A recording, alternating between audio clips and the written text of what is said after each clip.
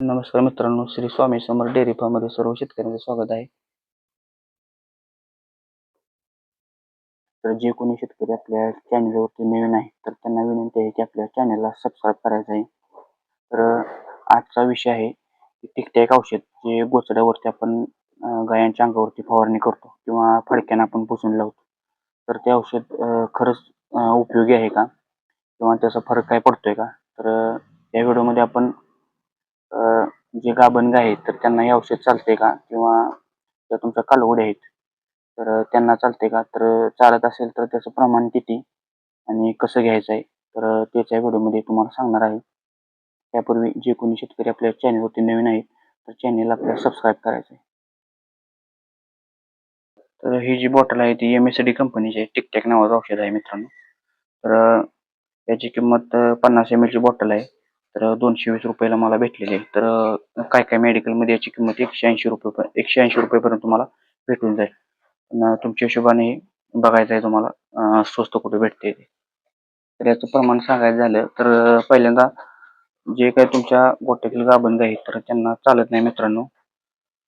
आणि ज्या दुसऱ्या गाय आहेत म्हणजे फक्त दुधावरती आहेत आणि अशा ज्या कालवडी आहेत तुमच्या तर त्यांच्यासाठी तुम्ही 1 लिटरला 2 ml वापरू शकता.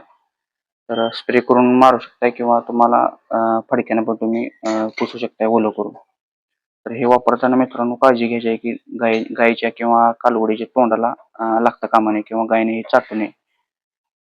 त्याची तुम्ही दक्षता घ्यायची. पण हे वापरायच्या आधी तुम्हाला तुमच्या गोठ्यावर जे कोणी डॉक्टर आहेत तर त्यांचा सल्ला घेऊनच तुम्हाला याचा वापर करायचा आहे. बघू शकता अशा प्रकारची बॉटल असते. तर अशा प्रकारच्या कालवड्या आहेत आपल्या गोठ्यावर या कालवड्या आहेत. तर यांना आपण 1 लिटरला 1.5 ml तरी औषध हे केलेलं आहे, लावलेलं आहे. ते पण फडक्यानं पुसून लावलेलं आहे.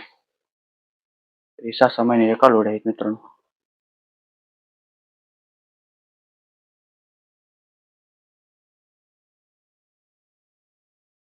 तर आपल्या गोठ्यामध्ये अशा प्रकारचा स्प्रे आहे बघा. हे तुम्हाला बाजारात कुठं पण मिळून जाईल 30 रुपयेपर्यंत याची किंमत आहे. तर फवारत असताना किंवा अंगावर फवारायचं असेल तर अशा प्रकारचा तुम्ही स्प्रे वापरा. म्हणजे व्यवस्थित फवारणी पण होते. बघू शकता तुम्ही. 30 रुपयाला भेटून जातोय तुम्हाला बाजारात. आणि तुम्हाला फडक्यानं जर लावायचं असेल तर अशा प्रकारची छोटी बादली आहे बघा. अशामध्ये पण तुम्ही औषध हे करून फडक्यानं लावू शकताय.